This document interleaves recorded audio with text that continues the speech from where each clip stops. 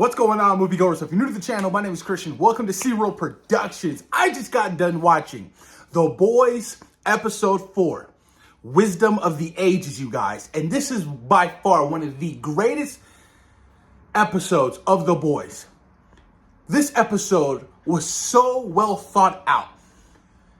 The boys themselves, I feel like, are all crumbling apart. Everybody can't get their shit together. Everybody is dealing with their own inner demons.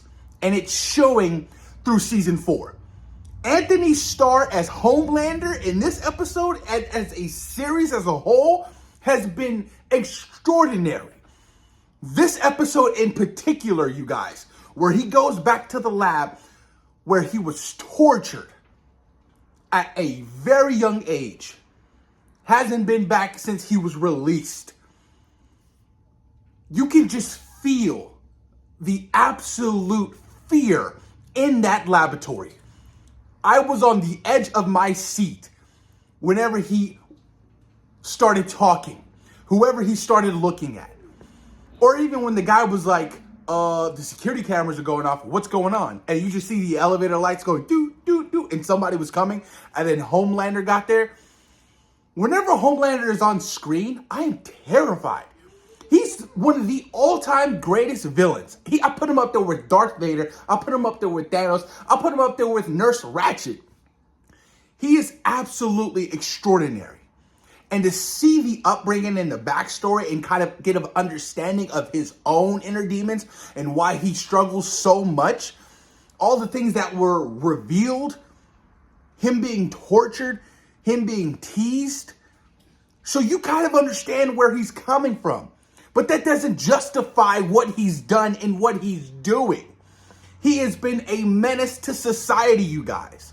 Homelander alone is just absolutely terrifying. Out of the entire 7, Homelander is the one to fear.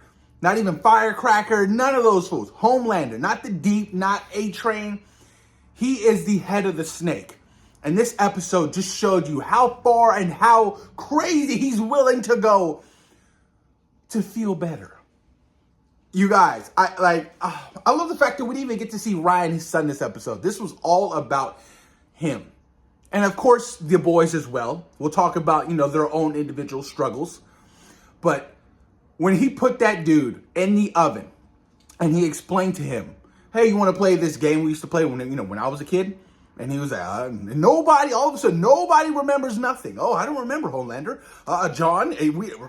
John, I don't remember.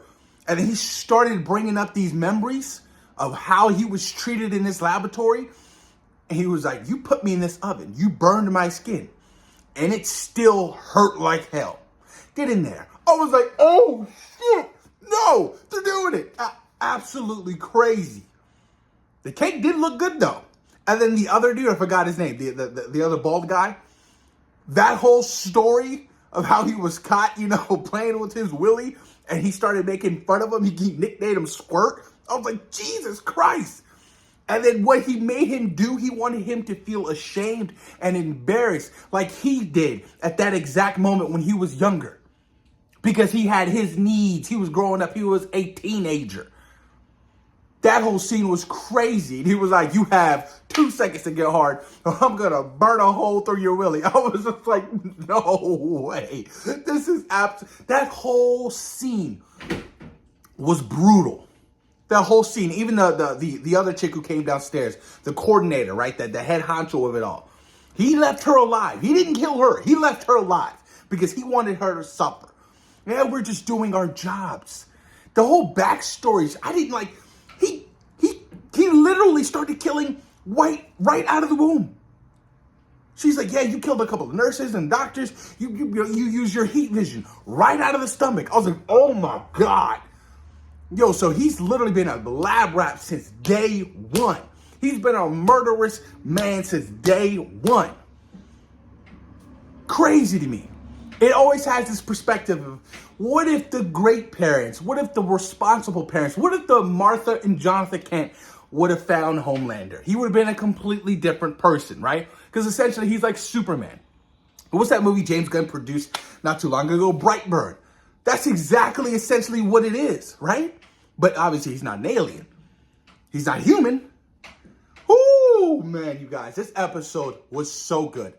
And to see the aftermath of him leaving her in that particular room with all the bodies just torn apart and him in the elevator smiling. Yo, Anthony Starr, I can't praise you enough. You are absolutely phenomenal in this role. He is so menacing. He does a wonderful job with Homelander, you guys. Moving on to the boys themselves. Huey's dealing with his own problems. His dad is on the verge of death. He wants to give his dad the serum. And I was just like, don't do that. Butcher is a prime example of not to do that. He's literally dying. But he needs A-Train. And A-Train, I'm so scared for A-Train, y'all. I am terrified for A-Train. Because now you're in Homelander's apartment, stealing. I was just like, oh my God. Then he got that one chick leaving turds in Homelander's toilet. I was like, what? It's just so silly and ridiculous. Then we got a little glimpse of, looked like it was, Mr. Fantastic, the guy with the stretchy arms fighting, Frenchie and Firecracker, forget her name, in her trailer. That whole sequence was wild because what happened? You can see, it kind of looks like the worms, right? We don't really know what is inside Butcher, right? All we know is it's killing him.